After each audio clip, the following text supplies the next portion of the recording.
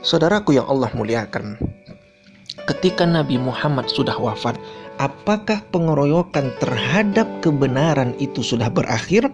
Jawabannya tidak. Lalu siapa yang dikeroyok itu? Yaitu mereka yang mewarisi perjuangan Nabi Muhammad. Siapakah pewarisnya? Tiada lain dan tiada bukan al-ulama warasatul anbiya. Ulama yang mewarisi perjuangan Nabi Muhammad sallallahu alaihi wasallam. Ulama kala itu dia dikebiri, difitnah dan dicaci. Kurang lebih hadirin, 40 tahun yang lalu ada seorang tokoh dari tanah Sumatera Barat bernama Buya Hamka. Buya Hamka saat itu dia diancam, difitnah, bahkan dipenjara. Di dalam penjara Buya Hamka disetrum dengan listrik. Ada istilah dan slogan yang populer kala itu dengan nama Komando Jihad. Siapa yang berkhutbah suara lantang mengkritisi pemerintah, maka saat itu ditangkap dan dipenjara. Datanglah Buya Hamka tampil, lalu dia katakan tidak ada yang namanya Komando Jihad. Ini fitnah terhadap ulama.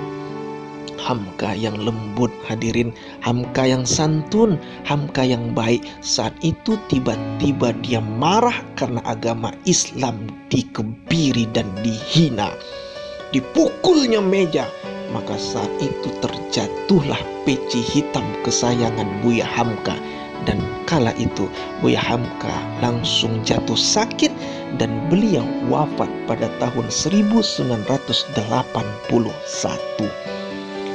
Akhirnya apa yang terjadi hadirin?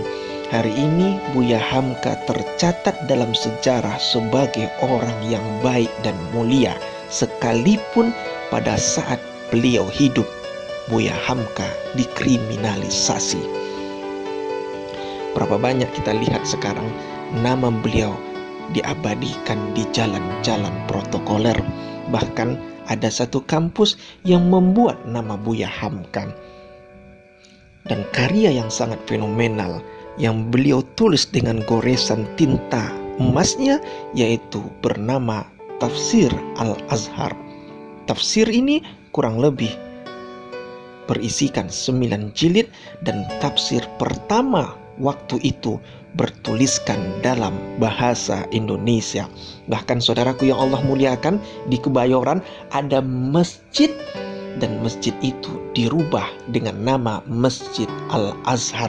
Dan di sekitaran Masjid Al-Azhar dibangunlah satu kampus bernama Universitas Al-Azhar Indonesia. Kenapa disebut dengan Universitas Al-Azhar Indonesia? Karena Buya Hamka yang sama sekali tidak pernah kuliah di Al-Azhar Mesir, tapi beliau mendapatkan penghormatan, penghargaan sebagai doktor honoris causa dari Universitas Al-Azhar Mesir Kairo. Harum nama Buya Hamka, saudaraku yang Allah muliakan. Kurang lebih 40 tahun yang lalu, setelah peninggalan engkau wahai Haji Abdul Karim Malik Amrullah, apakah perjuangan yang beliau lakukan hari ini terhenti? Jawabannya tidak. Perjuangan yang dibuat oleh Buya Hamka dilanjutkan oleh ulama saat ini yang soleh dan luar biasa. Siapa dia? Dialah yang memiliki keturunan Nabi Muhammad, lantang menyuarakan kebenaran. Bahkan ketika dia lihat ada kemungkaran di Indonesia, maka saat itu ulama ini tampil dengan luar biasanya. Tapi apa yang terjadi saudaraku yang Allah muliakan? Ulama yang tampil dengan luar biasanya ini ketika disebutkan nama beliau di media sosial, secara otomatis langsung media sosial men-take down nama beliau. Apakah ulama tersebut yang hari ini sudah dipenjara dengan pasal yang mengada-ngada mereka takut? Jawabannya tidak. Kenapa? Karena ketakutan mereka sudah mereka persembahkan kepada Allah Subhanahu wa taala. Allah katakan dalam Al-Qur'an, la khaufun 'alaihim wa lahum yahzanun. Mereka orang-orang beriman itu sama sekali tidak takut dengan dunia ini. Bahkan mereka juga tidak bersedih. Kenapa? Karena mereka tahu bahwa dunia ini tak ubahnya sama seperti satu ekor nyamuk sayap yang kecil. Bahkan dunia ini tak ubahnya seperti tetesan air. Ketika jari telunjuk kita masukkan ke dalam air, lalu kita angkat jari tersebut, apa yang terjadi? Keluarlah satu tetesan, dan satu tetesan tersebut ketika diletakkan di samudra yang sangat luas, itulah taubahnya dunia. Apakah engkau gak malu? Gara-gara satu tetesan air tersebut engkau gadaikan imanmu? Tidakkah engkau malu nanti berhadapan dengan Allah Subhanahu wa Ta'ala? Gara-gara tetesan air tersebut engkau gadaikan, bahkan engkau hina Islam ini. Saudaraku yang Allah muliakan, hidup terlahir sebagai orang Jawa itu pilihan Allah. Hidup sebagai orang Melayu itu Allah yang memilih.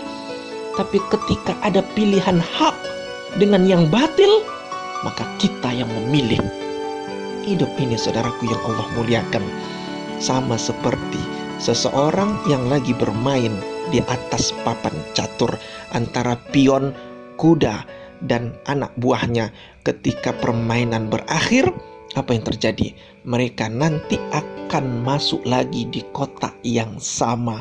Hidup kita ini taubahnya seperti itu. Kita terlahir dari tanah. Hari ini kita berjalan di atas tanah. Dan nanti saudaraku, ada masanya kita masuk di dalam tanah dan dimakan oleh cacing tanah.